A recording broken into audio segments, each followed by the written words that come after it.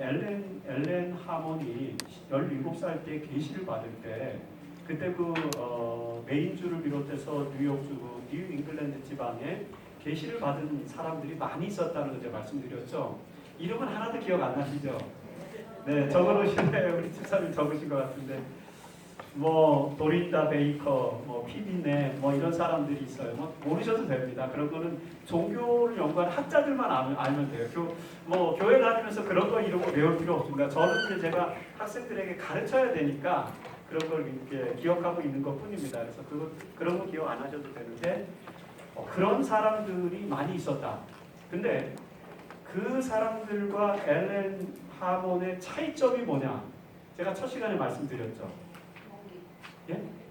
네, 용기도 있었고 어떤 차이점이 있었는지 슬쩍 제가 말씀드렸는데 뭐냐면 87세까지 돌아가실 때까지 1915년에 이제 1827년에 탄생하셔서 1915년에 돌아가셨는데 87년 동안 그 선지자적 사명을 지속적으로 수행한 사람이 없어요. 그 인물들 중에.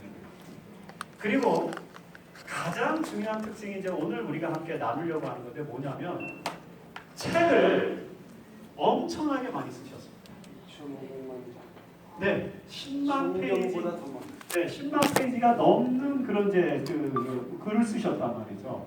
그리고 글을 쓰셨는데 실제로 엘렌 화이트이 직접 저술한 책은 24권입니다.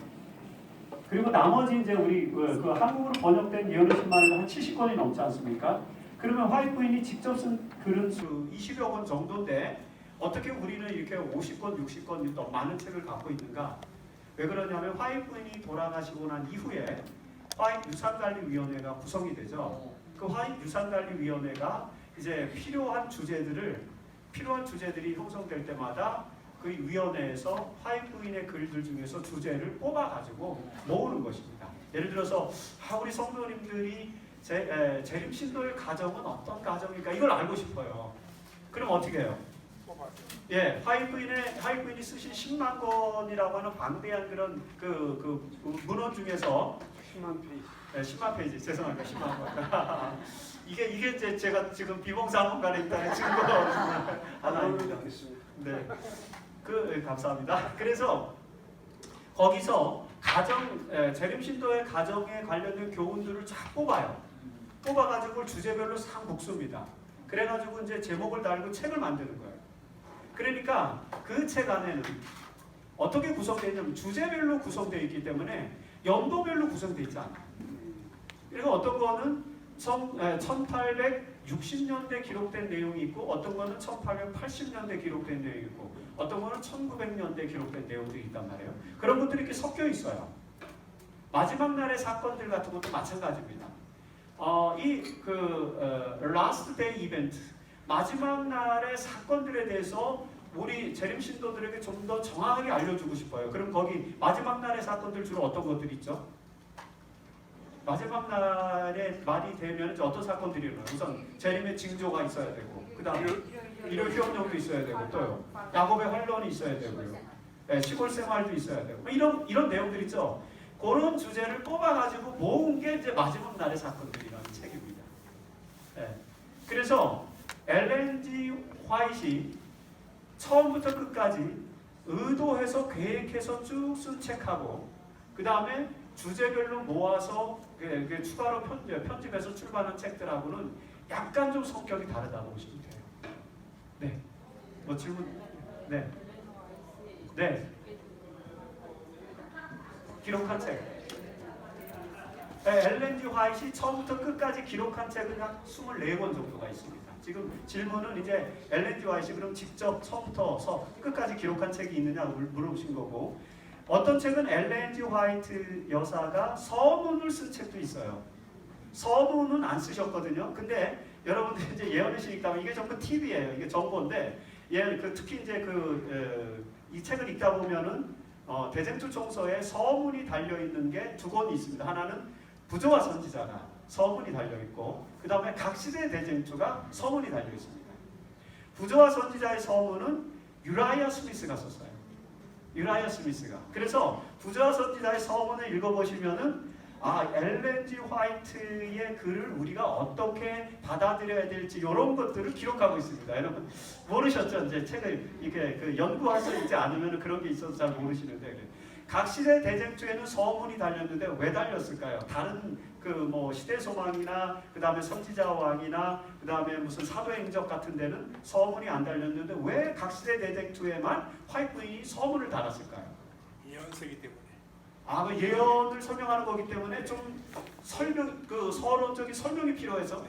자, 혹시 또 다른 의견 없으십니까? 예민한. 각 시대 대쟁투는 예민한 책이기 때문에 예민한 주제에 대해서 이야기하고 싶은 뭐가 있었어요. 서문에서. 네, 조금 내용이 조금 들어 있습니다. 그 안에는. 그 서문을 쓸 네, 때 서문을 독자들의 편리를 위해서 이해가 쉽게 하기 위해서. 네, 그렇죠. 대개 이제 서문이라고 하는 것은 이 책은 내가 어떤 의도와 목적으로 썼고 그 다음에 어떤 형태로 구성되어 있고 이 책을 쓰는데 누가 도움을 줬다면 이런 걸 들어 쓰게 돼 있어요. 서문에는. 근데 여기는 그런 내용이 들어있지 않고. 서문을 안 읽어보셨죠? 1장부터 읽지 서문까지. 근데 서문을 잘 보셔야 돼요. 왜냐하면 서문에 굉장히 중요한 이야기가 들어있습니다. 왜 그러냐면 여러분들이 읽으시는 각시대 대쟁투는 화이트 부인이 제일 처음 각시대 대쟁투를 출판한 연도는 1888년입니다. 1888년에 각시대 대쟁투를 출판을 했는데 그 각시대 대쟁투의 앞부분 이야기, 어떤 일부 이야기가 제일 먼저 기록된 거는 1884년이에요. 근데 그 1884년에 각시대 대쟁투의 일부분을 차지하고 있는 그런 그 부분을 기록하기 위해서 화이트 부인이 원래 쓰신 책이 옛날에 썼던 책이 뭐냐면은 초기 문집이 있었고 그 다음에 초기 문집을 좀 더 확대해서 영적 선물이라는 걸로 확대했고 영적 선물을 다시 예언의 신 Spirit of Prophecy 이렇게 해서 우리가 이제 한국말로 예언의 신이라고 번역됐는데 이게 번역이 좀 문제가 있어요. 그래서 요즘 저희가 예언의 신이라는 말을 잘 안 씁니다. 근데 저도 습관이 돼서 이제 강의할 때 쓰는데 예언의 신이 아니라 원래 왜 우리가 한글말로 예언의 신이라고 얘기를 했냐면은 계시록 19장 10절 계시록 19장 10절에 예수의 증거는 예언의 영이라. 요즘 한글 번역에 이렇게 돼 있습니다. 개혁 성경이죠. 개혁 개정판. 전에 개혁 한글판에서는 이걸 뭐라고 번역했냐면 예언의 신이라 이렇게 번역했어요. 그랬더니 화이트 부인이 예언을 하는 신인가? 이런 생각을 하시는 분들이 있어요. 한국에서. 네, 그냥 스피릿이라는 단어를 성신 할 때도 이제 신으로 번역하잖아요. 그러니까 이게 또 다른 가신가? 예언 God of Prophecy란 말이니까 이렇게 받아들이는 사람이 있습니다. 예언의 신 그러니까 그 신을 성신, 성령, 영 이런 개념으로 받아들이지 않고 이해 가시죠? 제가 지금 드리는 말씀요. 그래서 예언의 신이라는 표현이 조금 이상하다 해갖고 지금 한글 개정 개혁판에도 예언의 영 이렇게 번역을 해놨고 저희도 이제 예언의 신이라기보다는 화이트 부인이 기록한 글들을 예언의 선물 이런 표현으로 이제 gift of prophecy 예언의 선물 또는 예언의 영, 대언의 영 이런 개념으로 요즘 좀 설명하고 있습니다. 그래서 예언의 신이라고 하는 표현이 조금 오해가 많아서 그 오해를 피하기 위해서 그렇게 하는 것이죠. 요 이름이 화이트 부인이 영적 선물을 1870년대 이제 영적 선물 1권부터 4권까지를 쓰고 그 영적 선물 1권부터 4권까지를 좀 더 확대한 것이 이제 The Spirit of Prophecy 1권부터 4권까지 그걸 우리는 예언의 신이라고 번역을 했어요. 그래서 예언의 신 1권부터 4권. 그래서 우리가 화이트 부인의 글을 전부 예언의 신이라고 말하는데 이제는 예언의 선물 이렇게 말합니다. 그거 좀 말씀을 드리고 그래서 예언의 신을 정리하면서 대쟁투의 기초를 만드는 게 1884년이에요. 그리고 대쟁투를 완성해서 출판하는 게 1888년입니다. 그런데 1890년대 후반에 우리 재림교회 안에서 가장 대표적인 배교자 한 사람이 나왔어요. 그 사람이 D.M. 켄 라이트라고 하는 사람. 너들리 켄 라이트. 켄 라이트라고 하는 사람이 아주 켄 라이트는 훌륭한 사람이었어요. 우리 안식일학교 협회장도 하고 재림교회 안에서는 유력한 지도자고 여러분이 알고 계신 그 11조제도 있죠. 우리 재림교회가 가지고 있는 11조 제도를 기반을 놓은 사람이 러들리 켄 나이트. 켄 나이트는 한때 재림교회의 아주 훌륭한 지도자였는데, 그리고 화이트 부인과 제임스 화이트의 도움도 많이 받고, 이 사람이 너무 똑똑해가지고 교회를 한 3번 정도 교회를 떠나려고, 자꾸 교회를 떠나려고 했어요. 왜냐면 너무 똑똑하니까. 재림교회는 너무 인원이 적고, 그 당시만 해도 1890년대만 해도 우리 재림교인 수가 뭐 7만 정도가 안 됐거든요. 전 세계적으로. 그러니까 1863년에 저희가 조직을 할 때 교인 수가 3,000명이었어요. 인원이 많지 않을 때 이 켄 나이트는 아주 위대한 사람이 되고 싶은데, 교인 뭐 7만도 안 되는 교단에서 아무리 지도 잘해봐야 이름이 안 나니까 자꾸 이제 교회를 떠나려고 이렇게 시도를 해요. 그러다가 그래서 이제 화이트 부인이 계속해서 권면을 해서 또 떠났다가 또 교회 들어오서 남아있고, 또 떠났다가 남아있고, 이렇게 몇 번 그런 과정을 겪다가 결국에는 이제 1890년대 교회를 떠나면서 재림교회와 엘렌 G 화이트를 비평하기 시작했어요. 그래서 여러분, 화이트 부인을 비평하는 그 크리틱, 그 내용들이 많이 있죠. 그 최초의 내용을 집대성한 사람이 켄 나이트입니다. 그래서 켄 나이트의 책에 보면은 오늘날 우리가 뭐 많은 사람들이 이런 것 때문에 화이트 부인은 선지자가 아니다 이렇게 하는 그런 뭐 인터넷 보면 굉장히 많은 자료들이 있잖아요. 그런 자료들을 만들어낸 초기 인물이 켄 나이트입니다. 켄 나이트가 화이트 부인을 비평하면서 가장 많이 비평한 게 뭐냐면 표절이었어요. 표절. 화이트 부인의 글은 본인이 직접 쓴 것이 아니라 다른 사람의 글을 인용한 것이다 라는 비평을 이제 많이 하기 시작합니다. 왜 그러냐면 실제로 엘렌 G 화이트이 글을 쓸 때에 여러 당시에 많은 서적들의 글을 참고해서 씁니다. 참고해서 쓰기 때문에 내용들이 다른 사람들의 글이 많은데, 혹시 그 화이트 부인의 글 중에서 교육에 나오는 가장 감동적인 인용문이 뭔지 아시죠? 네. 동서남북을 가르치는. 네, 나침반이 동서남북을 가르치듯이 인물의 결핍. 오늘 현대 문제는 인물의 결핍이다 해서 또 나침반과 같은 그런 인물이 필요하다. 그 기절 있죠? 그 기절이 굉장히 유명하잖아요. 근데 그게 화이트 부인이 직접 쓴 기절이 아니에요. 그 기절은 그냥 당시 19세기 미국 사회의 일반 가정에 이렇게 액자에 많이 걸려있던 그런 글들입니다. 많이 걸려있던 글. 그 다음에 이제 여러분 아주 유명한 또 화이트 부인의 글 중에서 그런 거 있어요. 행동이 반복되면 습관이 되고, 그 다음에 습관이 반복되면 품성이 되고, 품성이 반복되면 운명이 된다. 이제 이 이야기 있잖아요. 이것도 이제 19세기의 가장 유명한 그런 아포리즘 가운데 하나인데, 이거는 이제 그 스마일스라고 하는 사람, 스마일스라고 하는 사람이 자조론 뭐 이런 책들을 많이 썼거든요. 이 그 도덕성을 개혁하기 위한 그런 교육자로서 그런 책들을 많이 썼는데, 이제 그 책에 나오는 내용의 일부예요. 화이트 부인이 그 말이 너무 좋고 그런 많은 사람들에게 공감대를 주니까 그 말을 같이 활용한 것입니다. 네, 이런 내용이 이제 많은데, 그런데 다른 사람들의 글을 가장 많이 활용한 책이 뭐였을 것 같아요? 화이트 부인의 글 중에서. 각시대. 왜 그렇게 생각하셨어요, 할머니? 역사서니까. 감사합니다.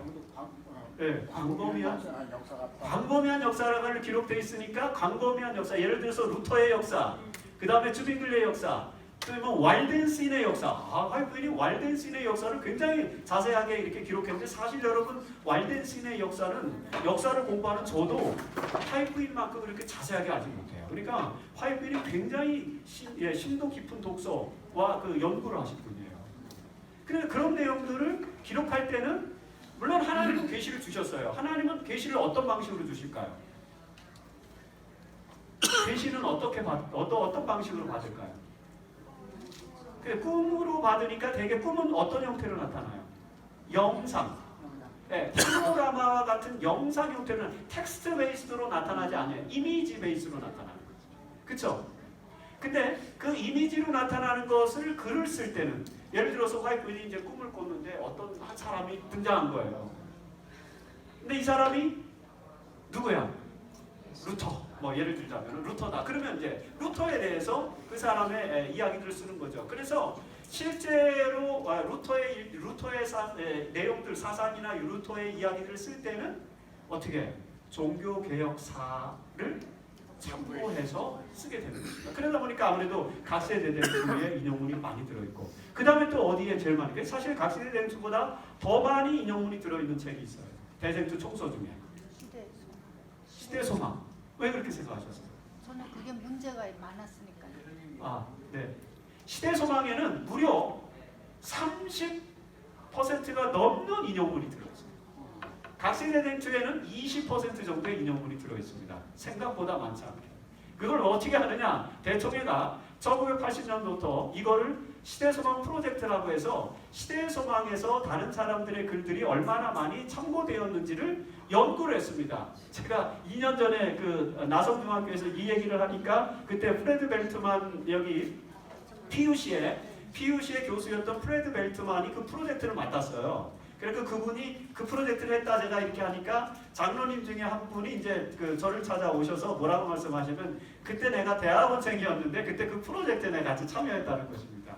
그래서 이제 프레드 벨트만 목사님이 대통령으로부터 오더를 받고 프로젝트를 받은 다음에 대학원생들에게 시대소망을 한 장씩 나눠줄 겁니다. 이렇게 예를 들어서 다 나눠준 게 아니라 1장, 뭐 3장, 5장, 8장 뭐 이런 식으로 선별해서 이제 다 나눠주고, 그 다음에 고 예수 화이트 부인이 살아계실 당시에 그 19세기에 출판된 예수의 생애와 관련된 책들 있죠. 그런 책들을 전부 모아가지고 같은 비슷한 부분을 또 나눠줘요. 그래서 그 화이트 부인의 이 시대소망의 그 챕터와 그 다음에 다른 사람들이 쓴 그런 챕터를 비교하는 것입니다. 이 그 텍스트 바이 텍스트로 그렇게 해가지고 이제 나온 게 30여 % 정도의 인용이 나왔다. 제가 사실 그 얘기를 드리려고 하는 게 아니라, 그래서 각세대전투가 이제 그 켄 나이트가 논쟁을 삼았다 그랬죠.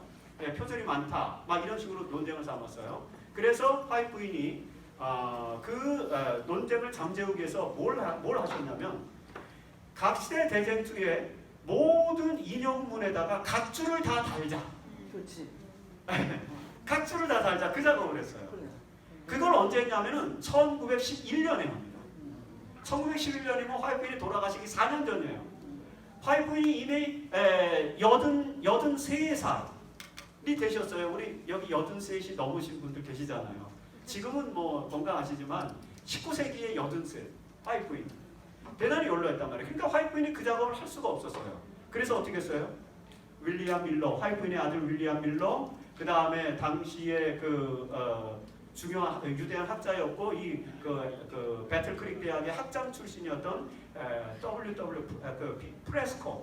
프레스콧이라고 하는 그런 사람, 그리고 이제 크리슬러, 이런 그 화이트 부인의 가까이에 있는 사람들을 모아가지고 각시대 대전투를 리바이스드 했어요. 개정하는 작업을 했습니다. 뭘 했다고요? 개정하는 작업을 했어요. 화이트 부인의 각시대 대전투를 개정을 했다. 여러분 아시겠지만 화이트 부인의 글에 보면은 화이트 부인이 가장 사랑한 책이 2권 있는데 그게 뭐와 뭐예요? 시대소망하고 각시대 대전투예요. 화이트 부인 스스로 가장 아끼는 책이 그 2책이에요. 근데 그 각시대 대전투를 개정하라고 명령하시면서 그것을 개정할 때 이제 개정위원회에다가 위탁을 해가지고 각주를 다 달게, 그러니까 어떤 역사서에서 이용했는지 활용했는지에 대한 각주를 다 달았어요. 그래서 지금 우리 성도님들이 읽고 있는 각시대 대전투는 각주가 다 달려 있습니다. 보셨죠? 싹 달려 있습니다. 각주를 다 달고, 그 다음에 혹시 역사적으로 좀 논쟁이 될 만한 것들이 있으면 그런 거는 바꿔라. 그리고 쓴 글들 중에 조금 쟁점이 되는 문제들, 그런 것들은 좀 바꾸도록 그렇게 명령을 했어요. 그래서 대전투에 보면은 예전에는 뭐 러미시 이런 단어가 많았거든요. 이 로마 캐톨릭을 조금 폄하하는 단어예요. 러미시, 그러면 우리말로 굳이 번역한다면 가톨릭 교도놈들 뭐 이런 뜻. 그런 뜻이야. 러미시라는 뜻이지만 단어가. 그래서 그거를 로만스로 다 바꿨어요. 이런 식으로 개정을 했습니다. 개정을 하고 난 다음에 물론 개정한 내용들은 다 화이트윈이 일일이 어떻게 했을까요? 다 검수를 했죠. 그 다음에 서문을 다룬 거예요. 이제 1911년 판에 서문이 나와요. 그래서 서문을 달았는데 서문에다 뭘 달았느냐? 이런 걸 달았어요. 지금 화이트윈이 영감을 받아서 계시를 받은 화이트윈이 기록한 글을 누가 교정하고 있어요? 일반인들이 교정을 하고 있죠. 선지자가 아닌 윌리엄 화이트이라든지 프레스콧 같은 사람이 교정하고 있잖아요. 이게 가능한 일인가? 선지자가 기록한 책을 일반인이 수정하는 게 가능한 일인가? 여기다 논쟁이 있겠어요, 없겠어요? 예, 있겠죠. 그러기 때문에 서문에다가 뭘 달하는 거예요? 서문에다가.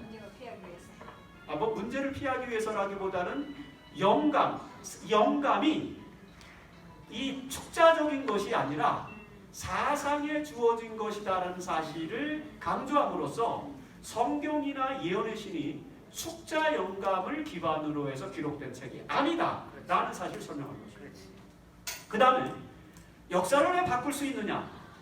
화이트윈이 명확하게 그 명기를 했습니다. 내가 역사적인 사실들을 인용할 때는, 활용할 때는 그 역사적 사실이 내가 받은 계시와 내가 설명하고자 하는 내용을 좀 더 부각시켜 줄 수 있는 그런 자료이기 때문에 이용을 했는데 그 역사적 기록 자체를 100% 이것이 진리다 내지는 이것은 변개할 수 없는 사실이다 라는 이유 때문에 인용한 것은 아니다 라는 사실을 기록하는 것입니다.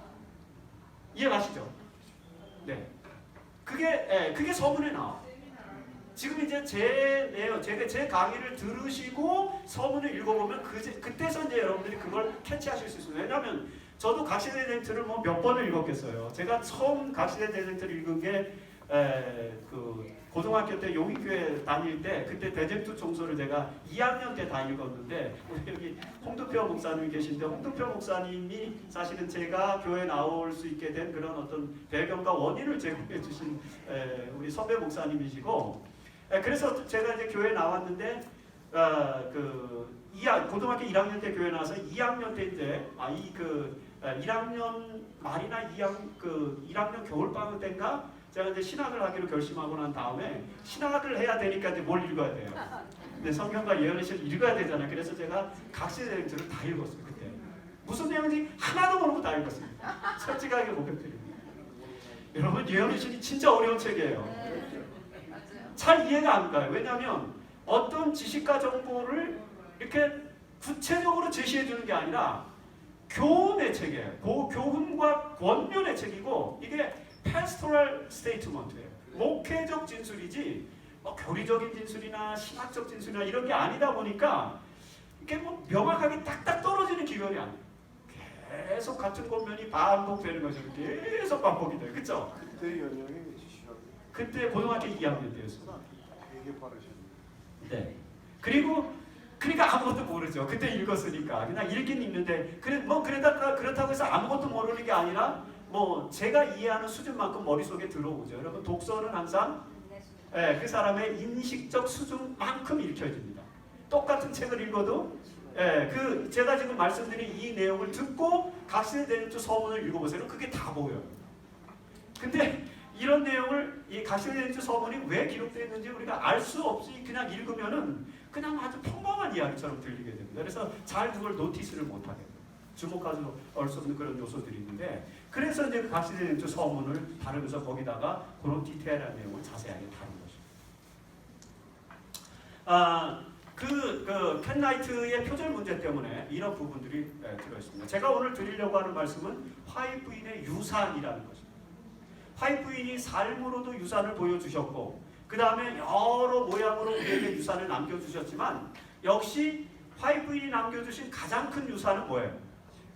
네, 예언의 선물입니다. 책들입니다. 그렇죠? 100여 권이 넘는 그런 책들이죠.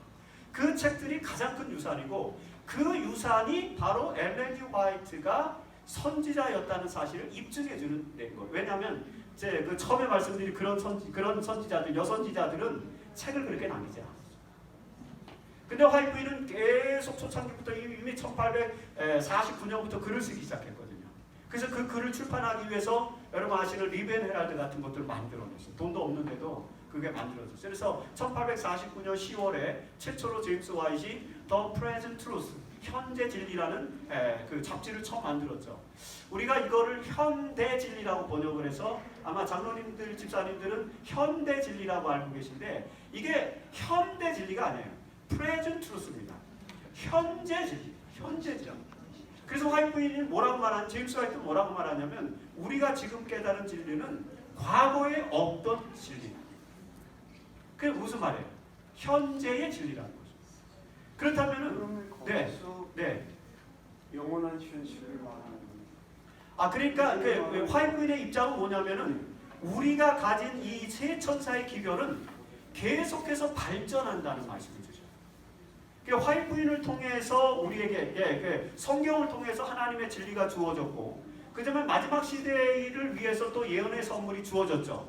그 성경과 예언의 시를 통해서 그 성경과 예언의 시를 읽는 우리 재림신도들, 그리스도인들은 그 말씀들을 통해서 점점점 더 어떻게 해요?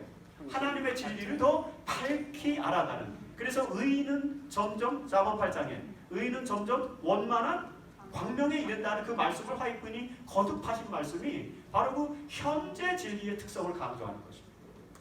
그래서 오늘 우리는 재림신도로서 성경과 예언의 선물에 기초해서 21세기 재림교회의 진리, 재림교회의 기별을 점점 더 확대해야 되는 그런 사명을 갖고 있어요. 이것은 화이트 부인이 거듭해서 말씀하신 그런 여러 내용들에 또 그런 내용들이 있습니다. 그러면 제가 네. 그 질문을 드리려고 그랬는데 네네네. 선지자는 오직 하나님께서만 보입니다. 네네, 그렇습니다. 근데 누가 선지자를 임명했어요? 하나님께서. 어떤 선지자, 그 선지자는 누가 임명하셨느냐 이런 질문을 던지는데 엘렌 G 화이트를 누가 임명했느냐? 네, 하나님께서 그랬어요? 네. 엘리야처럼 엘렌 G 화이트 여사를 성경에 나타나는 엘리야니 뭐 네. 다니엘 같은 그런 선지자의 네. 바늘을 그 그러지 질문. 않았는데 네. 왜 엘렌 화이트를 누가 예, 명령해서 후에 우리가 선지자라고 오케이. 하느냐 네. 그러지 그게 않아요. 빅 퀘션이고 핵심 이슈잖아요. 그래서 재림교회가 이거 화이트 부인도 이 부분에 대해서 설명하면서 왜 당신이 선지자인지에 대해서 설명하십니다. 이 부분을 설명하는 거예요. 왜냐하면 우선 마지막 시대에 하나님의 여자의 남은 자손과 그 다음에 용이 더불어 싸우잖아요. 근데 여자의 남은 자손의 특징이 하나님의 계명을 지키며 예수의 증거를 가진 자라고 이렇게 묘사하고 있잖아요. 예언에서.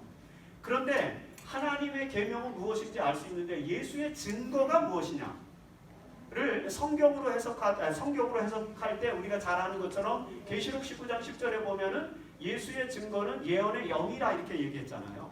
그래서 예언의 영, 예언의 성령을 받은 사람이 예수의 증거로 나타날 것이다라는 그런 이야기인데 이 예언의 영이라는 게 도대체 뭐냐를 계시록 22장 9절에서 설명하고 있어요.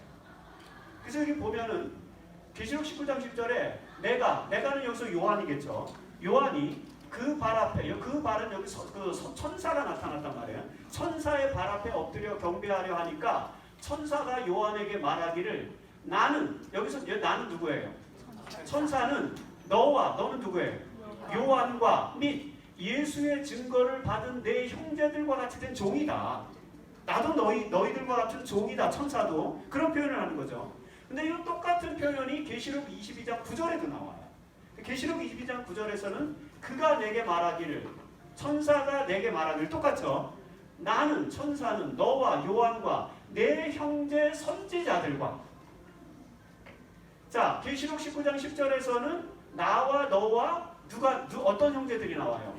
예수의 증거를 받은 형제들이 나오죠. 그 예수의 증거를 받은 형제들을 계시록 22장 9절에서는 뭐라고 말해요? 내 형제 선지자들이라고 말해요. 따라서 여기 계시록 12장 17절에 예수의 증거는 선지자를 말하는 것이다 라고 그렇게 해석을 할 수가 있는 것입니다. 그렇죠? 그래서 이것을 화이트 부인이 초기 문집 143페이지에 이렇게 설명하고 있습니다. 여기 보시면은 복음교회에 남은 무리는 은사를 받을 것이다. 그들에게 싸움이 불가피할 것인데 그 그 이유는 그들이 하나님의 계명과 예수의 증거를 가졌기 때문이다. 요한계시록 19장 10절에 보면 예수의 증거는 대언의 영으로 정의되어 있다. 나는 너와 및 예수의 증거를 받은 내 형제들과 함께 된 종인이라고 말한 천사는 요한계시록 22장 9절에 사실상 같은 내용을 반복하고 있다. 나는 너와 내 형제 선지자들과 함께 된 종이니. 우리는 이 두 구절을 비교하여 볼 때 예수의 증거는 대언의 영이라는 표현의 의미를 깨달을 수 있다. 그 표현의 의미는 뭐라는 얘기예요? 선지자라는 얘기죠. 이것을 엘렌 G 화이트 부인이 초기 본집 143페이지에 기록하면서 대언의 영을 받은 엘렌 G 화이트 여사가 엘렌 G 화이트이 뭐다? 선지자다는. 하지만 화이트 부인은 당신이 선지자라는 말을 한 번도 하시지 않는, 물론 한 번도는 아닐지 모르겠지만 어쨌든 당신께서 스스로 말씀하시기를 왜 그랬냐면은 사람들이 자꾸 물어요. 내가 여선지자냐? 내가 선지자냐? 자꾸 이렇게 묻습니다. 이제 왜 안 물었겠어요? 저희 같아도 어떻게 했겠어요? 엘렌 G 화이트이 나와서 뭐 이렇게 계시를 보고 말씀을 초창기에 40년대 50년대는 계시가 많았어요. 60년대까지도. 근데 그 이후로는 계시보다는 기록을 많이 남기시죠. 계시를 많이 받진 않고. 근데 계시를 많이 받을 때는 막 이렇게 집회를 하는 도중에 화이트 부인이 설교를 한다든지 또 기도를 할 때 갑자기 뭐 글로리 하면 그때부터 이제 뭐가 시작되는 거예요? 계시가 시작되는데 뭐 숨도 안 쉬고. 그래서 실제로 막 테스트가 이루어졌어요. 제임스 화이트요 하도 거짓 선지자라는 얘기를 많이 들으니까 어떻게 해요? 막 청중들을 불러다가 테스트 해보라고 진짜 계시를 받는. 그래서 막 촛불도 대보고 막 숨쉬는 신화를 확인하기 위해서 촛불도 대보고. 실제로 그 청중 가운데 의사가 한 분 계셨는데 의사를 초청에다가 또 어떻게 해요? 생체의 리드 현상에 대해서도 이렇게 분석을 하고 있는데 그런 일들이 있었어요. 1840년대 후반 50년대 초반에는 그런 일이 많았습니다. 그래서 그런 기록들이 많이 나와요. 근데 그 이후로 뭐 70년 80년에는 그런 기록은 거의 없습니다. 그러니까 초창기에 이런 현상이 많이 나타났던 거예요. 그런데 그 시기에는 화이트 부인이 초능력적인 그런 모습들을 많이 보여주시니까 사람들이 굳이 뭘 물어볼 필요가 없어요. 진짜 선지자입니까? 이런 걸 물어볼 필요가 별로 없어요. 왜요? 현상적으로 나타나고 있으니까. 현상적으로. 그거는 믿느냐 안 믿느냐 요것이 필요한 거지 굳이 가서 뭐 따지고 물을 필요는 없었어요. 근데 이제 나중에 계시가 뜸해지고 이제 본격적으로 저수를 통해서 이렇게 강연을 통해서 선지자로서 이렇게 활동을 하실 때는 이제 사람들이 많이 궁금했죠. 그래서 계속 묻습니다. 이 1905년에 서신에 나온 기록이에요. 1905년이면 돌아가시기 10년 전입니다. 77세 때 기록한 것입니다. 설교 도중에 나는 여선지자라는 주장을 하지 않았다는 말을 하였다. 그러니까 화이트 스스로 뭐라고 말했다고요? 나는 여선지자라고 주장하지 않는다. 어떤 사람들은 이 말을 듣고 놀랐으며 이 문제에 관하여 하도 여러 말을 하므로 나는 설명하기로 결심하였다. 하도 이제 사람들이 뭐라 그러니까 이제 설명을 하는 것입니다. 나는 다른 사람들이 나를 가리켜 여선지자라고 불렀으나 나는 결코 그러한 칭호를 취하지 않았다. 나 자신을 가리키는 칭호를 선정하는 것을 나의 임무로 여기지 않았다. 우리 시대에 자칭 선지자라고 담대하게 주장하는 자들은 종종 그리스도의 사업의 수치거리가 된다. 지금 여기서 화이트 부인이 뭘 얘기하고 있어요? 뭐 아까 제가 말씀드린 도린다 메이커라든지 피비 네비라든지 메리 햄린이라든지 뭐 그냥 엄청 많아요. 메리 베이커 에디, 그 다음에 조셉 스미스, 앤 리, 뭐 선지자라고 지칭하는 사람들이 너무 많은데 자칭 메시아. 그 자칭 선지자, 뭐 메시아라기보다는 선지자. 근데 그 사람들의 삶이 화이트 부인이 볼 때도 어떻다는 거예요? 바람직하지 않다는 거예요. 왜냐하면은 선지자면 선지자처럼 살아야 되는데, 근데 사실 여러분 우리 교단 안에도 이 얘기를 왜 하냐면요, 1890년대 후반에 1897년경에 우리 재림교회 안에서도 또 다른 여선지자가 등장을 했어요. 안나라고 하는 여선지자. 그래갖고 A.T. 존스라든지 그 다음에 이제 외근노 같은 사람들은 앤 리가 늦은비 성령이라고 얘기를 했어요. 화이트 부인은 뭐고? 엘렌 G 화이트 부인은 이른비 성령이고 앤 리는 늦은비 성령이다. 근데 공교롭게도 그때 화이트 부인은 어디 계셨냐면은 호주에 가 계셨어요. 화이트 부인이 1891년부터 1990년까지 호주에서 사셨거든요. 호주에 가 계실 때 미국에서 앤 리라고 하는 여자가 안나라고 하는 사람이 등장을 했는데, 이 안나, 에나 뭐 영어로 말하면 에나 이렇게 해야 되죠. 에나가 맞죠. 근데 한국은 이제 안나, 애니 두 개면은 에나 이렇게 해야 되죠. 네네. 그 에나가 제가 말을 바꾸겠습니다. 에나가 화이트인하고 똑같이 하는 것입니다. 똑같이 글로리예요. 그 다음에 숨을 안 쉬는 것 같아요. 그래서 테스트했다는 기록을 제가 못 봤어요. 제가 근데 이 다음 책에서 저는 19세기 안 살았으니까 저 경험 못 해봤습니다. 그러니까 저 직접은 모르고 다 뭘로 아는 거예요. 책으로 간접 경험으로 아는 거예요. 그 시대의 이야기들을 이렇게 쭉 읽어보면 그런 이야기가 나오는데 거의 똑같으니까 많은 사람들이 이 에나를 모르요. 네, 선지자로 받아들이는데 엘렌 G. 화이트이 성령을 받은 선지자인데 이 에나도 성령을 받았으니까 이 성령은 무슨 성령이에요? 느즈비 성령에 대해 공교롭게도 1891년에 화이트인이 1888 미니애폴리스 총회가 끝나고 난 다음에 뭘 얘기하기 시작하냐면은 느즈비 성령을 강조하면서 만일에 1889년 기록에 보면 만일에 이 미니애폴리스 총회에서 대표자들이 그 존스 웨그너의 기별을 받아들였다면 느즈비 성령이 임했을 것이다 이런 기록이 있어요. 근데 거기 임했을 것이다 라는 기록이 원래 영어 표현에 보면 is coming 이렇게 기록되어 있어요. is coming. is coming은 현재 진행형입니다. 그러니까 현재 진행형이니까 요거를 어떤 사람은 어떻게 표현해요? 번역을 해요. 뭐 오고 있다든지 그때 온다라든지 왔다라든지 느즈비 성령이 임했다고 주장하는 사람들도 있어요. 고기절 때문에. 근데 대개 우리가 뭐 영문법을 중학교 때 영문법 기초 영문법 할 때 우리가 다 배웠잖아요. 현재 진행형은 두 가지 의미가 있는데 그 중에 또 다른 하나는 확실한 가까운 미래. 미래에 일어날 확실한 사실은 또 뭐로 쓴다? 현재 진행형으로 쓴다. 이런 문법적 법칙이 있잖아요. 그러니까 그런 표현이었던 것 같아요. 그래서 화이트 부인이 그런 표현을 썼어요. 그만큼 느즈비 성령에 대한 기대가 증폭되던 때에 갑자기 누가 나타난 거예요? 에나가 나타나. 그리고 화이트인하고 똑같아요. 젊은 처녀가 똑같이 글로리 하고 그 다음에 계시를 막 얘기하고 그 다음에 어떤 사람들에 대한 그런 뭐 이야기를 하는데 비슷하지 않아요. 그래가지고 느즈비 성령 운동이 벌어집니다.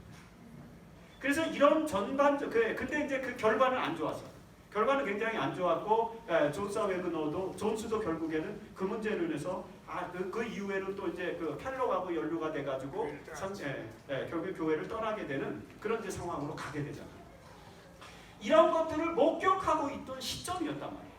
그러니까 화이트 부인은 뭐에 대해서 선지자에 대해서 좀 더 신중한 그런 이제 이야기들을 하게 되는 것입니다.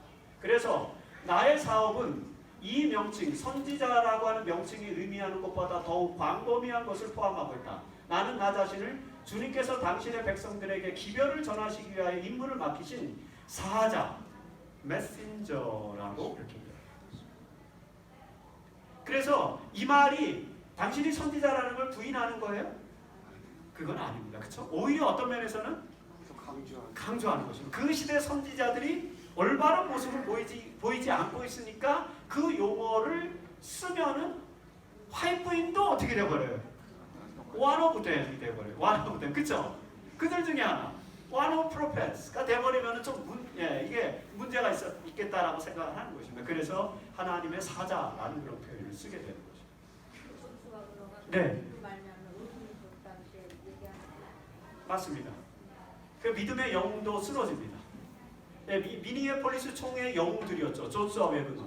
대단한 인물들이었죠. 그분들이 우리 재림교회를 위해서 미치신 공헌은 대단히 큽니다. 그럼에도 불구하고 결국엔 둘 다 어떻게 했어요? 둘 다 결국에는 1900년대 들어와서는 올바로 교회에서 올바른 사역을 하지 못하고 뭐 상당히 어려움을 많이 교회에 어려움을 많이 주는 그런 인물들이었어요. 그러니까 하나님의 역사는 아무도 모르는 거예요. 아무리 어느 시대의 영웅이라 할지라도 또 시대가 지나가면 그 사람의 인물됨이 정체성이 어떻게 바뀔지 몰라. 그래서 늘 어떻게 해야 돼요? 늘 조심해야 돼요. 그래서 오늘 최희청 교수님이 정말 기가 막히게 말씀해 주신 것처럼 성령을 받은 자는 첫 번째 특징이 뭐다? 겸손. 네, 그게 굉장히 중요합니다. 근데 정말 그게 어렵습니다. 많이 노력하고 많이 기도하고 많이 연구하지 않으면 많이 그 노력하지 않으면 그렇게 되기가 쉽지 않은 것입니다. 그래서 성령을 구하고 그 성령을 통해서 항상 겸손한 그런 삶을 살기 위해서 노력하는 것이 굉장히 중요하다. 그게 선지자의 참 모습이다. 그래서 화이트인이 우리에게 보여주신 가장 대표적인 모습 중에 하나가 또 뭐예요? 겸손이에요. 보세요 여러분. 1891년에 화이트인이 1891년은 미니애폴리스 총회 때문에 교단 지도부하고 화이트인하고 관계가 굉장히 멀어졌어요. 그 당시에 존 서와그너의 반대 입장에 섰던 사람들이 누굽니까? 유라이아 스미스 그 당시에 리베네랄드 편집장이었고 그 다음에 대총회장 데니엘스는 1901년에 대총회장이 됐고 그 전에 대총회장이 누구였습니까? 유명하신 분이죠. 갑자기 이름이 지금 이렇게 딱 인터럽트 되네. 한 번 인터럽트가 되면 그 다음에 잘 생각이 안 나요. 스미스와 버틀러, G.I. 버틀러, 조지 버틀러예요. 조지 버틀러와 유라이아 스미스가 존 서와그너하고 싸웠거든요. 그러니까 지도부랑 대립을 했으니까 화이트인이 어떻게 됐어요? 그래서 지도부가 화이트인에게 제발 좀 호주로 가시지 않겠습니까? 부탁을 해요. 그러니까 어떻게 해요, 화이트인은? 자녀들을 다 데리고 호주로 가시라. 겸손한 선지자. 그리고 1900년대 또 교단에 문제가 있었고 재조직이 필요하니까 또 어떻게 해요? 데니엘스, 이제 그때는 데니엘스가 진짜 화이트인을 다시 이제 호주에서 미국으로 다시 좀 와주시지 않겠습니까? 그러니까 또 어떻게 해요? 또 오십니다. 그게 이제 우리가 본받을 그런 요소다. 이 선지자로서 엘렌 화이트인이 우리에게 남겨준 유산이 예언의 신인데, 예언의 선물인데, 그 예언의 선물이 굉장히 많은 것처럼 여러분 생각되는데 제가 아주 간단하게 정리를 해드릴게요. 예언의 선물은 딱 두 가지 종류가 있다고 생각하시면 돼요. 두 가지 종류가 있어요. 물론 두 가지 종류는 아니지만 단순화시켜보는 미니멀리즘을 지금 시도하는 것입니다. 단순화시키면 딱 두 가지인데 하나는 뭐냐면 대쟁투 시리즈고 하나는 교회 증언 시리즈예요. 딱 두 가지입니다. 나머지 이쪽에 있는 것들은 뭐예요? 이쪽에 있는 것들은 요 대쟁투 시리즈나 교회 증언 시리즈를 보조하기 위해서 편찬된 편찬물들 또는 화이트인이 특별한 주제를 가지고 기록한 기록물들 그런 책들이에요. 그러니까 전체적으로 화이트인의 서적들은 두 종류가 있다 이렇게 생각하시면 되는데 하나는 뭐라고요? 대쟁투 시리즈. 대쟁투 시리즈는 아까 제가 말씀드린 것처럼 초기 문집으로부터 영적 선물로 그 다음에 예언의 신으로 그리고 이제 대쟁투 총서가 1888년에 가시네 대쟁투, 1890년에 부조와 선지자, 1898년에 시대의 소망, 1911년에 사도행전, 1916년에 선지자왕. 근데 이상해요. 왜? 화이트는 몇 년도에 돌아가셨는데? 1915년에 돌아가셨는데 16년에 뭐가 나왔어요? 선지자왕이 나왔어요. 이거 어떻게 된 거죠? 네, 유고자. 화이트인이 기록을 했는데 출판은 못한 책이죠. 그래서 1916년에 이제 출판이 된 거죠. 이렇게 해서 이 책들 그리고 이것과 더불어서 1947년에 뭐가 나왔어요? 살아남은 이들이 이제 출판돼서 나왔어요. 그래서 이런 책들이 대쟁투 시리즈인데 대쟁투 시리즈는 뭘 설명하는 책입니까?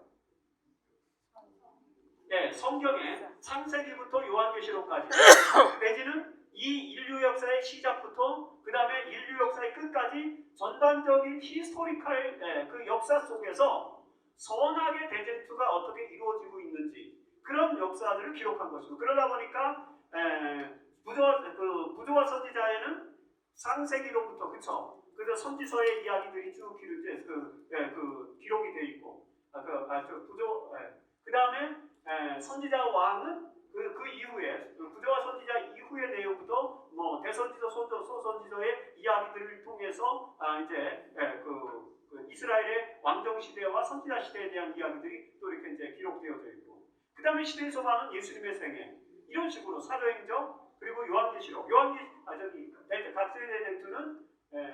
각세대쟁투는 요한계시록에서부터 시작해서 어떻게 해요? 예루살렘의 멸망에서부터 시작해갖고 이제 그 인류 역사의 멸망까지 이 역사를 쭉 기록한 것입니다. 그러니까 이거는 굉장히 역사적이고 그 다음에 성경적인 거예요. 그래서 저희가 성경을 연구할 때 예언의 신을 같이 많이 병행해서 인용하고 병행해서 연구하는 것이 왜 그래요?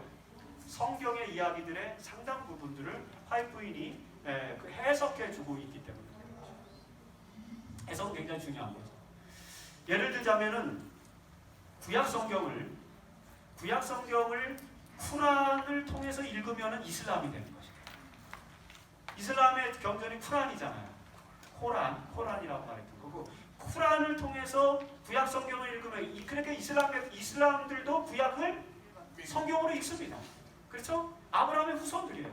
그래 구약이 경전입니다. 근데 구약을 어떤 방식으로 읽으면, 쿠란의 방식으로 읽으면 뭐가 되는 거예요?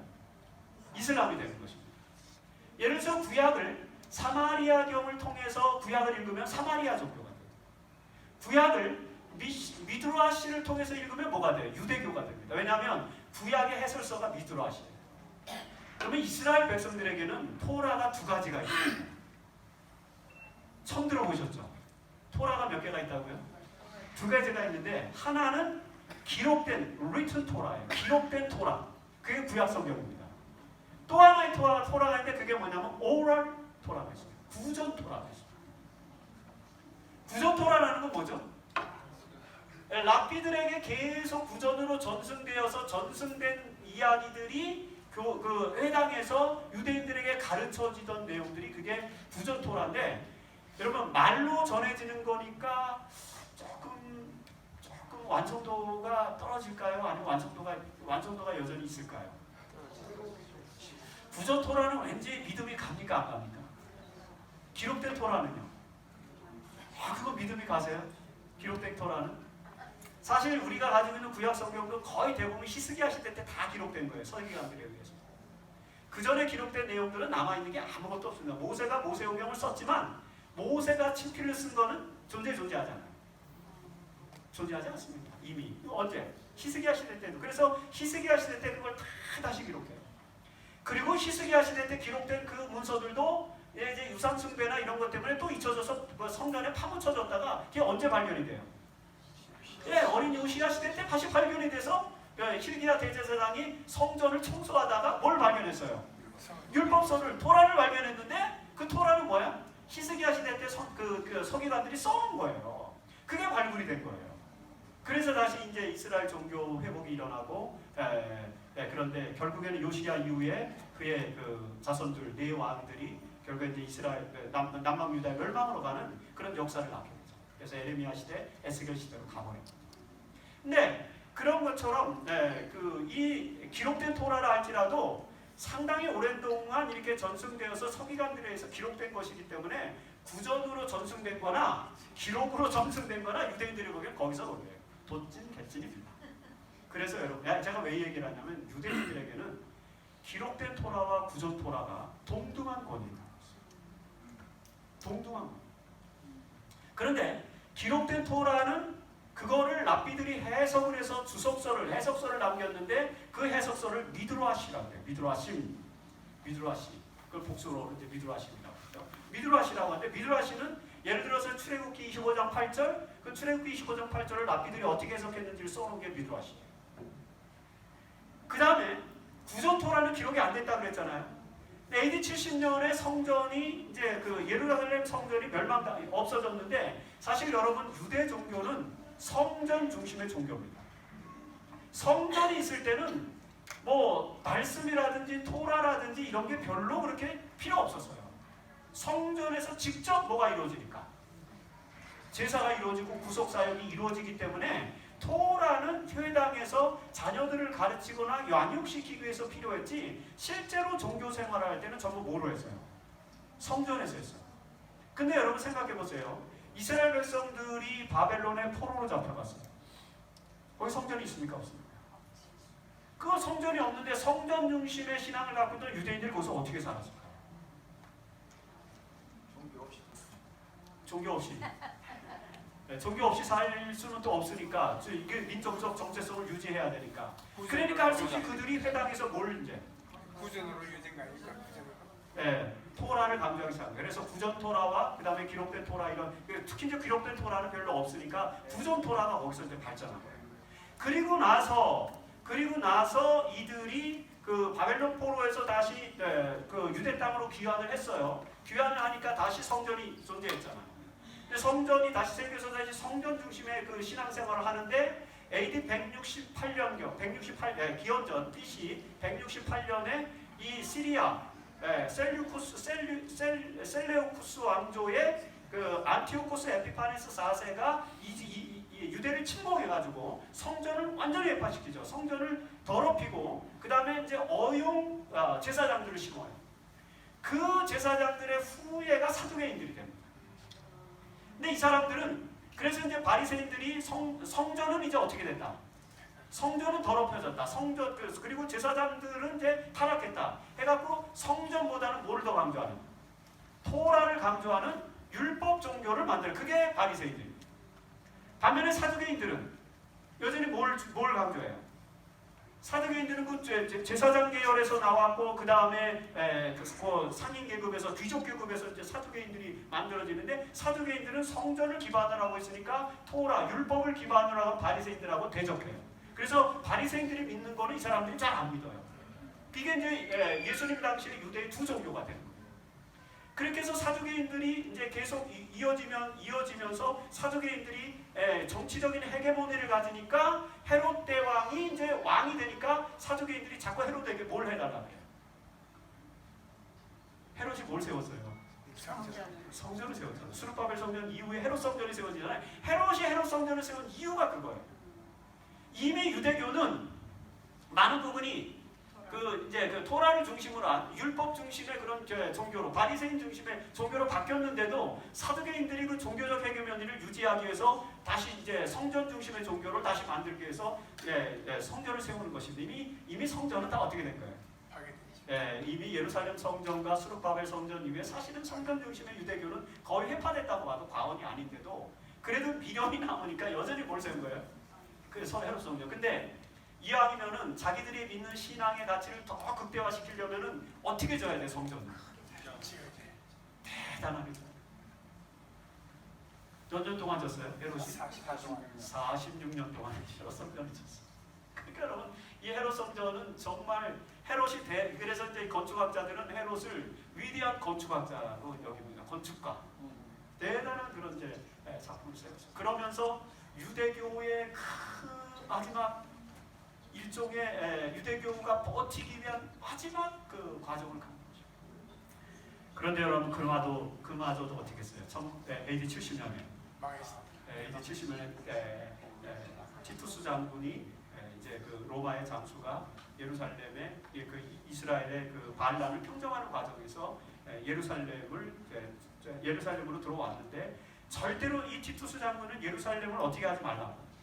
예루살렘 성전은 절대로 무너뜨리지 마. 이거는 훌륭한 문화유산이니까 보관해야 된다라고 그렇게 신신당부했는데도 불구하고 예수님의 예언대로 돌 하나도 돌 위에 남지 않고 다 무너. 사실은 돌 하나 정도는 남아있죠. 지금 남아있잖아요. 통곡의 벽 남아있어요. 통곡의 벽. 그러니까 그 말이 여러분 그 성경을 문자적으로 읽으시면 절대 안 돼요. 그러면 진짜 예루살렘 성전은 돌 하나에 돌 하나, 돌 위에 돌 하나도 돌 하나 위에 돌인가? 어쨌든 말이 꼬이네요. 돌 위에 돌 하나도 남지 않고 싹 없어져야 되는데 실제로 지금 남아있어요. 안 남아있어요? 통곡의 벽. 통곡의 벽은 남아있습니다. 거기는 돌 많이 남아있어요. 근데 그 말은 무슨 말이냐면 완전 토틀리 유대교가 끝나게 된다는 그런 얘기입니다. 그래서 예루살렘 성전이 없어졌어요. 어떻게 합니까? 유대인들이 이제 할 수 없이 어디로 돌아가야 돼요? 말씀으로. 그래서 유대교가 성전 중심의 종교에서 경전 중심의 종교로 바뀝니다. 그럼 그 시대를 우리가 신학적으로 전문 용어로는 랍비 유대교라고 해요. 랍비 유대교 시대가 열립니다. 그래서 이 사람들이 이제 경전 중심의 유대교를 세워야 되니까 뭘 만들어야 돼요? 경전을 모아야 되는데 후기 유대 묵시문학서 그냥 신구약 중간사 시기 동안에 위경들이 너무 많이 쏟아져 나오니까 이걸 어떻게 해야 돼요? 이걸 정리를 해야 되잖아요. 그래서 AD 90년 얌니아라고 하는 도시에서 모여갖고 랍비들이 모여서 뭘 했냐면은 구약 성경 정경 작업을 했어요. 그러니까 오늘 여러분들이 알고 있는 39권, 그 당시에는 24권인데 왜냐하면은 에스라 느헤미야는 한 권입니다. 역대 상하는 한 권입니다. 열왕기 상하도 한 권이에요. 이런 식으로 묶인 책들이 많은데 그걸 우리가 이제 세분화한 건데 실제로 유대인들은 그걸 묶어갖고 24권. 오늘 우리가 갖고 있는 39권의 구약 성경과 똑같은 성경을 작업을 했어요. AD 90년 얌니아에서. 그래서 구약 성경이 만들어지게 됩니다. 이게 리튼 토라예요. AD 70년에 멸망. 멸망당했는데 네. 그 사람들은 어디서부터 다시 모였습니까? AD 90년에 얌니아라고 하는 곳에 모였는데 유대인들이 흩어져 가지고 완전히 흩어졌어도 그들이 뭐 유대 땅을 완전히 떠난 건 아니에요. 그래서 이제 대부분은 이제 여러분들 아시는 대로 알렉산드리아, 그 다음에 안티오크, 그리고 또 저기 다마스코스, 다메섹, 안디옥 뭐 이런 곳으로 북부로 이런 곳으로 이제 많이 흩어졌는데 얌니아라고 하는 곳은 그 유대 땅 안에 있어요. 그 지중해 쪽에 거기서 모여서 그들이 이제 총회를 통해서 랍비들이 모여가지고 구약 성경 39권을 결정을 합니다. 그러니까 구약 성경은 누가 결정한 거예요? 그리스도인들이 결정한 게 아니에요. 그리스도인들은 신약 성경을 결정하는데 신약 성경은 397년에 가서 칼타고 종교회의에서 최종적으로 27권의 신약 성경이 결정이 됩니다. 근데 저는 뭐 그걸 얘기하려고 하는 건 유대인들이 그 구약 성경을 이제 리튼 토라를 이제 경전을 하나를 묻고 그 다음에는 뭐가 있었다고 그랬어요? 구전 토라가 있었다고 말씀드렸어요. 구전 토라는 기록이 안 됐는데 이 기록이 안 된 것으로는 경전 중심의 종교를 이끌기 어렵잖아요. 그러니까 이제 구전으로 된 거를 이제 뭐 해야 돼요? 정리. 네, 전부 구술로 남겨야 되잖아요. 그래서 AD 130년부터 그 구전 토라를 기록으로 남기기 시작했는데 그 구전 토라를 기록으로 남긴 책을 미시나라고 합니다. 이거 다 들어보셨죠? 미시나는 그렇게 나옵니다. 그래서 구약 성경 그리고 구약 성경을 해석한 미드라시, 그 다음에 구전 토라를 기록한 미시나, 요거를 합쳐가지고 만든 책이 뭐예요? 감사합니다. 탈무드. 그래서 이제 탈무드가 유대 종교의 경전이 된 것입니다. 이해하시죠? 아, 이건 제가 오늘 강의에 들어있지 않았는데 갑자기 하나님께서 이거 하라고 하신 것 같아요. 저는 사실 전혀 염두에 두지 않았는데 어떻게 저도 모르게 여기까지 오게 돼. 죄송합니다. 조금 본론을 빗나간 것 같아가지고. 얌니아 회의에서 네. 유대 랍비들이 그 정경을 채택할 때 왜 네. 시대 순으로 안 하고 네. 그걸 다 다르게 그렇게 네. 왜냐하면 유대인들은 굉장히 문학적인 사람이라서 이 자기네들의 경전을 문학적으로 구분을 했는데 그 문학적으로 구분한 그 명칭을 타나크라 그래요. 타나크라는 말은 무슨 의미냐면은 토라. 그래서 제일 앞에 뭐를 넣어줘요? 토라. 그 다음에 느비임. 그 시가서 있잖아요. 시가서, 성문서. 느비임을 그 다음에 넣어주고 그 다음에 케투빔 이제 그 예언서. 그걸 그 다음에 넣어줬어. 그래서 그거를 이니셜을 따갖고 타나크라 그래요. 그 타나크를 구약의 경전이라고 말하는데 그게 타나크는 유대인의 경전에는 뭐 창세기, 출애굽기, 레위기, 민수기, 신명기 있는 게 아니야. 그거는 우리 그리스도인들의 방식이고 유대인들은 구약 성경이 뭐로 돼 있어요? 토라, 느비임, 케투빔 이렇게 돼 있어요. 그 토라에 들어있는 게 모세오경이고 느비임 편에 들어있는 것이 이제 시가서 성문서고 그 다음에 케투빔 편에 들어있는 것이 뭐고? 역사서 이언서고 그렇게. 그래서 성경이 그렇게 이제 편집이 된 것입니다. 그 순서대로 타나크 형태로 편집이 된 것입니다. 아 그거 예. 케투빔하고 바뀐 거 아닌가요? 네비임이 선지서 역사서고 케투빔이 문학서가 아닌가요?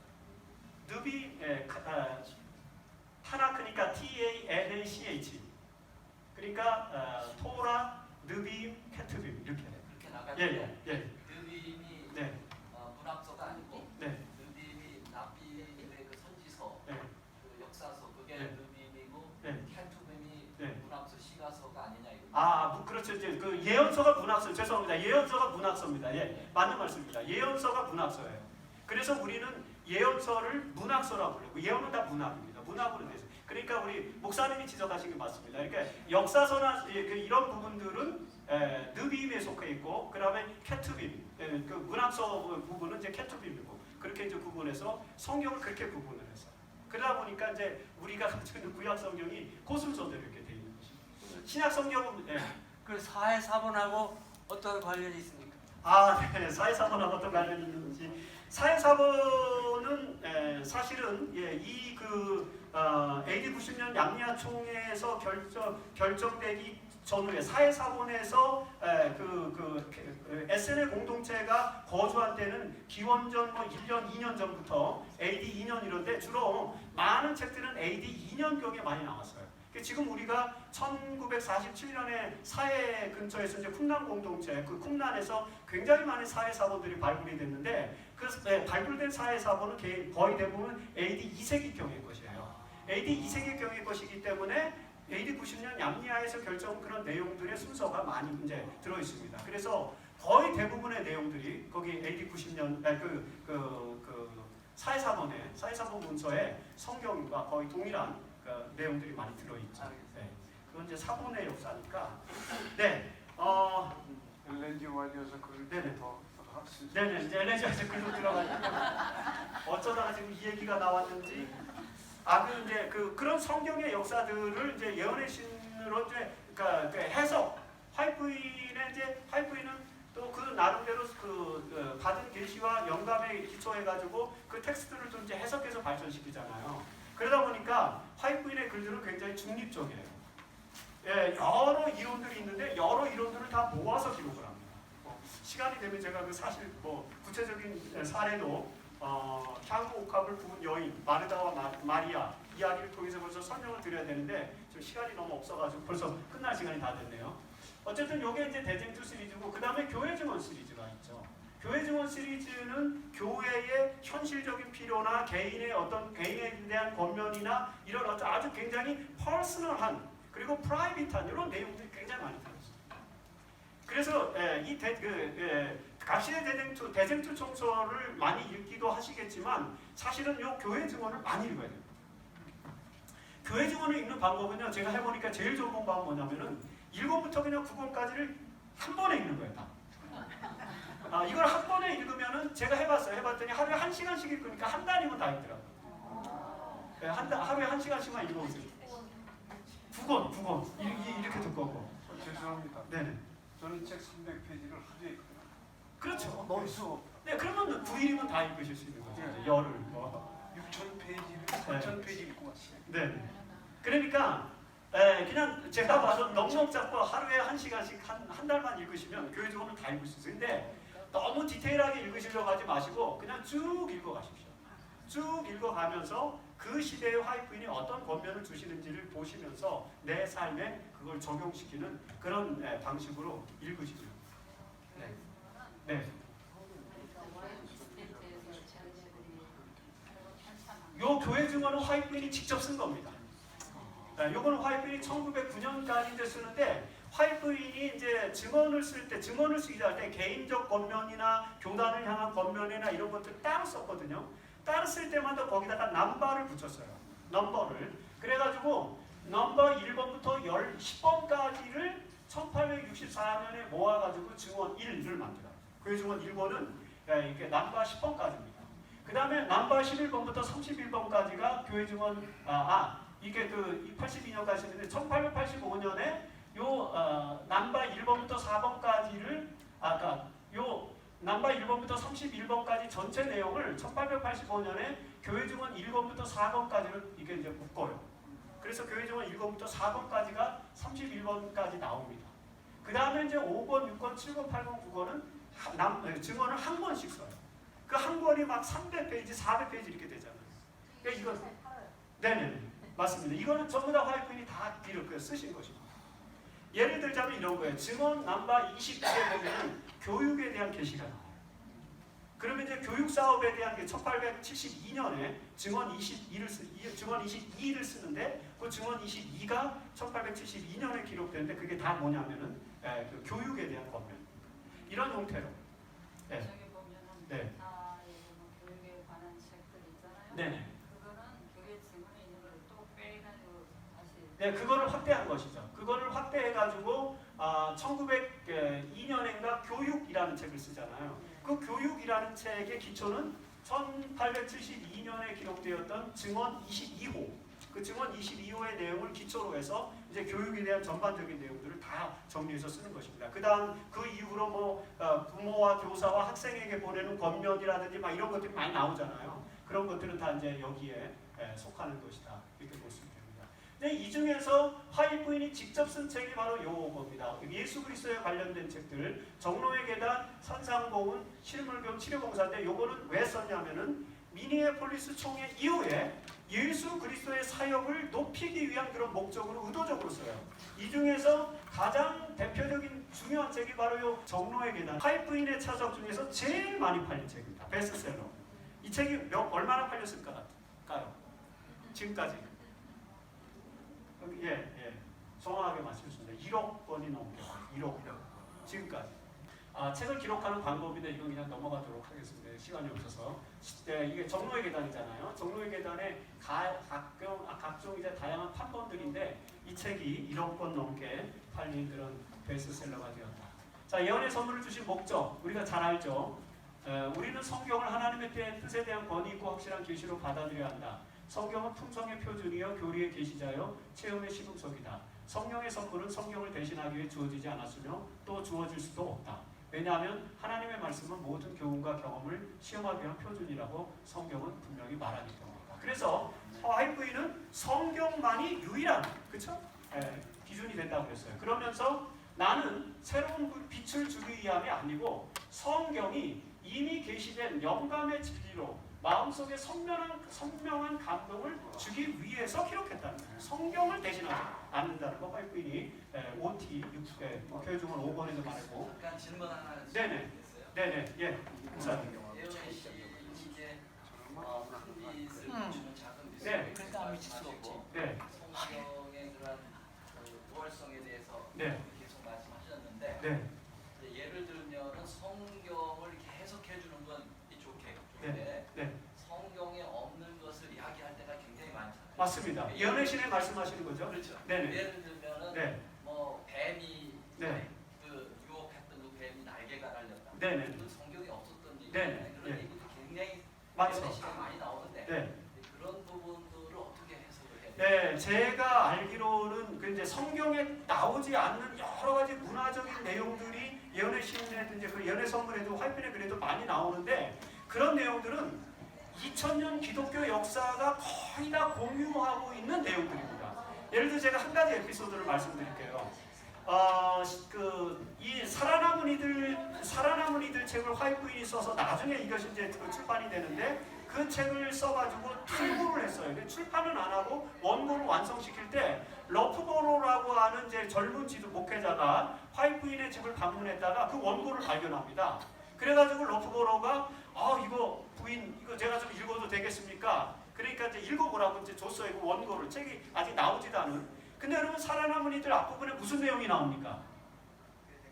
예, 루스벨의 타락 이야기가 나와. 하늘에서 루스벨이 타락해서 하늘에 전쟁이 일어난 이야기가 나오잖아요. 그 얘기는 저희가 성경에는 요한계시록 12장의 한 절, 그 다음에 이사야서에 나오는 그 한 절, 요 내용밖에 없는데 거기 보면은 루스벨이 타락해가지고 어떻게 천사들과 미카엘과 전쟁이 일어나고 이 얘기가 자세하게 나온단 말이에요. 그거를 읽고 러프보로가 깜짝 놀래가지고 화이트 부인에게 뭐라고 말했냐 이런 얘기를 했어요. 아니 화이트 부인 당신 혹시 존 밀턴의 신라본을 읽어본 적이 있습니까? 이렇게 질문했어요. 왜 그런 질문을 했죠? 신라본은 17세기 청교도적 산물이에요. 17세기의 영국의 청교도인 존 밀턴이 쓴 소설이에요. 거기에 보면은 루스벨의 타락 이야기가 나와. 그런데 그 이야기가 지금 살아남은 이야기들하고 어땠다는 거예요? 비슷하다는 얘기예요. 그래서 화이트 부인이 나는 그 책을 읽어본 적이 없다. 왜 그러냐? 캐트린 러프보로가 내용이 비슷합니다. 그러니까 그러냐? 그럼 내가 한번 읽어보겠다. 이런 얘기를. 자, 이 말이 무슨 말일까요? 계시를 받은. 예, 계시를 받았는데 계시를 어떻게 받냐면은 19세기의 미국의 기독교인들은 존 밀턴의 신라본을 거의 대부분 읽었기 때문에 설교라든지 서적이라든지 이런 것들을 통해서 일반적으로 공유되는 사상이에요. 그래서 이제 아까 뭐 뱀이 날개가 달렸고 이런 부분들도 다 기독교 2000년 역사에서 상당히 많은 부분은 공유된 내용들이 많은데, 여러분 제가 한 가지 팁을 드릴게요. 성경에는 전혀 나오지 않는데 우리가 믿고 있는 바 어떤 것들이 있어요. 어떤 이야기들 같은 게 있습니다. 예를 들어서 아이가 죽으면은 뭐 태아가 죽거나 갓난아이가 죽으면은 구원 문제가 어떻게 되느냐, 뭐 부모의 신앙을 따라간다, 뭐 이런 얘기들 있잖아요. 그런 얘기들이 어디서 다 나왔을까? 제가 그런 자료들을 찾아보려고 시도한 적이 있었어요. 그래서 찾아보는데 거의 대부분의 이야기들을 기독교인들이 성경에 나오지 않지만 기독교인들이 알고 있는 많은 이야기들의 거의 오리지널 소스가 어디냐면 어거스틴의 신국론이에요. 아우구스티누스라고 하는 사람이 신국론이라고 하는 책을 썼는데 그 책에 많은 이야기가 나와요. 그러니까 그 이야기를 중세 캐톨릭이 계속 어떻게 한 거예요? 그걸 계속 반복합니다. 그 다음에 루터나 칼뱅도 또 누구를 반복했어요? 아우구스티누스를 계속 반복합니다. 모든 신학적 서적은 아우구스티누스의 반복이라고 보시면 돼요. 그러다 보니까 신학의 기본적인 배경이 되는 많은 이야기들이 문화적으로 어거스틴의 책에 있는 걸 제가 발견했어요. 그러니까 화이트인의 글들에도 영감을 받아서 기록했지만 영감은 파노라마, 영상으로 주어지는 것이기 때문에 그것이 텍스트로 옮겨지거나 텍스트로 옮겨질 때, 그리고 영상을 받을 때, 이럴 때 제가 볼 때는 그런 이제 많은 기독교적인 문화가 이렇게 문화적으로 화이트인의 계시나 영감 속에도 유입되고 있지 않는가. 제 생각. 목사님이 원하시는 답이 어떤 것인지 잘 모르겠지만 제가 생각할 때 그런데 지금 목사님 말씀하신 거에 네. 대해서 네. 그 화이트인을 폄하시키는 사람들이 하는 말 중에 하나들이 네. 성경에 없는 이야기가 사실 연애시 나오는 것이 여러 개가 나오고요. 네. 그 중에 하나가 예를 들어서 예수님의 육신의 아버지인 요셉이 재혼했다는 거, 네. 성경에는 없다고요. 네, 없습니다. 네, 그런데 거기 나오거든요. 네. 네, 그런 얘기 이런 거 가지고 네. 이것을 어떻게 믿느냐, 네. 네, 이런 얘기들을 종종 하잖아요. 맞습니다. 그 이유는 뭐냐면은 그 이유는 왜 나왔냐면 요셉이 마리아의 막내 아들이냐 첫째 아들이냐에 대한 논쟁 때문에 그래요. 예를 들어서 예수님 그 마리아가 요셉과 결혼을 했는데 만일에 예수님이 마리아의 첫째 아들이라면 나머지 네 아들과 두 딸, 네 형제와 두 딸이 있었잖아요. 두 형제. 그 사람들은 다 마리아가 예수님은 난 이후에 난 아들들이 되고 아들딸들이 되고 예수님이 장남이 돼야 되잖아요. 그렇게 되면은 마리아의 성결성, 버진성 이런 것들이 침해를 받아요.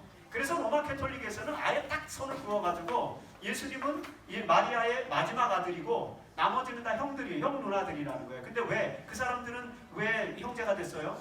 요셉이 원래 결혼해서 전처로부터 아이들이 있었고, 그래서 요셉이 재혼한 상황에서 이제 마리아가 마지막으로 예수를 낳은 것이다. 이렇게 해석하는데 이건 로마 캐톨릭 해석입니다. 로마 캐톨릭 해석이고 그것이 보편적으로 이제 기독교가 19세기 미국 사회가 보편적으로 받아들이는 해석이었어요. 근데 요즘은 20세기의 신학자들은 좀 해석을 달리합니다.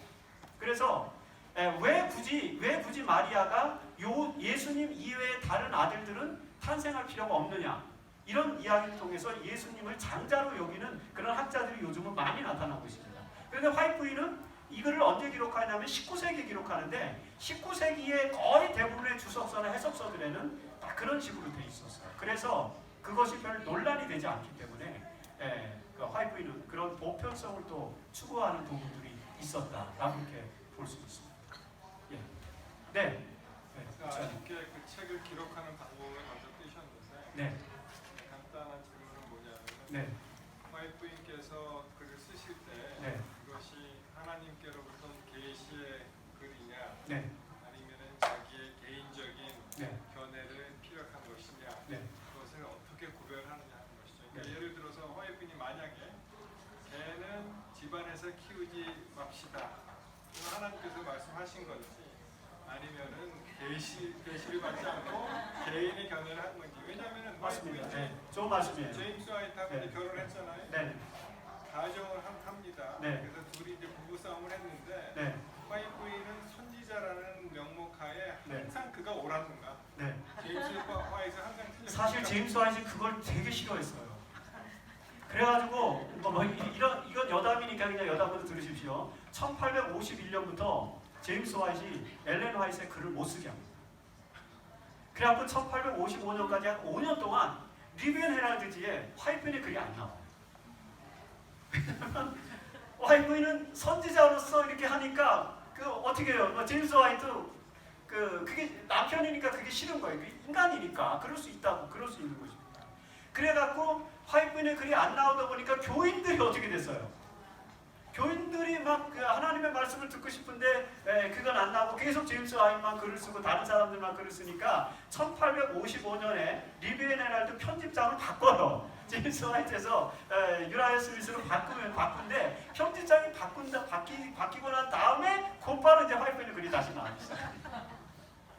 그런 역사도 있었어요. 네네. 제가 처음날 말씀하시기를 네. 엘렌 화이트이 중학교 5학년까지만 나오셨잖아요. 네네. 그분이 처음에 벌써부터 글이 좀 들어서 네. 그걸 다시 적용하고 있었는데 네. 그분의 글을 우리가 보시듯이 상당히 일반적으로 한글을 하신 분들도 참 어려운 점이 좀 있었어요. 나중에. 나중에 네, 초기 문집은 보시면 굉장히 거칠어요. 영어를 읽어보시면은 많이 거칩니다. 그거 제임스 화이트 다 교정한 거고, 그 다음에 제임스 화이트하고 이제 엘렌 화이트 관계가 서운해져. 1870년대 가면은 이제 이렇게 관계가 서운해져 갖고 제임스 화이트는 배틀크릭에서 이제 대총회장으로서 계속 사역을 하고, 엘렌 화이트는 뭐 서부에 와서 또 지내고 뭐 이런 적도 있었단 말이에요. 그럴 때는 이제 교정을 누가 해줬냐면 윌리엄 화이트 아들이 그걸 교정을 해줬어요. 그래서 네. 네. 언제 그분이 공부를 하셔서 그런 글을 쓰시고 네. 그분의 그 백그라운드 역사적인 그런 것도 네. 공부를 다 하셨잖아요. 네. 어떻게 공부하셨는지. 네. 공부를 뭐 이렇게 퍼블릭하게 하신 건 전혀 없고요. 지금도 화이트인이 남겨놓으신 그 서적들이 약간 화이트인의 얼세븐 있잖아요. 여기 얼세븐의 화이트인의 생가가 있었고, 그것도 이제 돈이 없어서 한때 팔렸다가 다시 이제 요 캘리포니아 화폐가 그걸 다시 매입을 해갖고 지금 이제 유산으로 남겨놓은데, 거기에 화이트인이 돌아가실 때 보관되었던 화이트인이 인용한 읽었던 책들이 약 천여 권 이렇게 지금도 대총에 있잖아요. 그 책들을 보면은 다 상당히 수준이 높은 책들입니다. 그러니까 화이트인은 독서를 통해서 자신의 그런 어떤 지적 퀄리티를 계속해서 상승시키는 것이라고 저는 봅니다. 그러니까 모든 것은 책으로부터 옵니다. 엑스 리브리스라고 합니다. 엑스 리브리스. 책으로부터. 네, 책으로부터 많이 온다. 저는 네. 개인적인 의견이지만 네. 지금 글을 읽다가 개신교나 다른 신앙문이 엘렌 G 화이트보다 영향을 미친 책은 없었어요. 그렇습니다. 네. 눈을 보면 빼일 수가 없는 책이었어요. 네. 그분이 어떻든 한 영혼을 구원하는데 또 다른 영혼을 구원하는데 앞으로 영혼이 작용할 것입니다. 네. 이게 거기에는 이제 대언의 영, 대언의 영이기 때문에 그 영의 선물이기 때문에 그 말씀 자체가 이제 살아있는 거죠. 그래서 많은 사람들에게 영향을 줄 수 있어요. 제가 시간이 너무 많이 가서 그냥 마무리를 져야 될 것 같습니다. 뒷내용은 뭐 이제 성경 대신 주어진 것은 아니고 작은 빛이지만 우리의 권면을 위해서 주고 있습니다. 만일에 우리 그리스도인들이 성경을 올바로 깨달았다면 예언의 빛은 필요 없었을 것이다라까지 화이트는 이야기했어요. 결국에는 우리는 예언의 신을 통해서 뭘 이해하게 되는 것입니까? 성경 말씀을 깊이 이해하게 되고 통찰하게 되는 것이다. 그래서 예언의 신을 읽는 방법, 제가 이제 제시하려고 했던 것인데, 예언의 신을 읽는 방법은 복음적으로 읽어야 된다. 성경의 진리를 발견하는 방식으로 예언의 신을 읽어야 된다. 이것이 이제 오늘 강의 전체적인 내용이었는데, 어쨌든 너무 많은 시간을 또 허비하게 돼서 죄송합니다. 기도하고 마치겠습니다. 하늘에 계신 아버지 하나님, 저희에게 예언의 선물을 주셔서 너무나도 감사합니다. 이 시대 남은 자손으로서 이 예언의 선물을 통해서 하나님의 말씀의 깊이와 높이와 넓이를 더 충실하게 이해하는 저희들이 되게 도와주시옵소서. 말씀을 사랑하는 마음으로 살아가게 도와주시고, 그래서 우리들의 신앙이 발전하게 도와주시고 하나님의 영광을 드러내는 위대한 삶이 될 수 있도록 인도해 주시옵소서. 예수님 이름으로 간절히 기도합니다.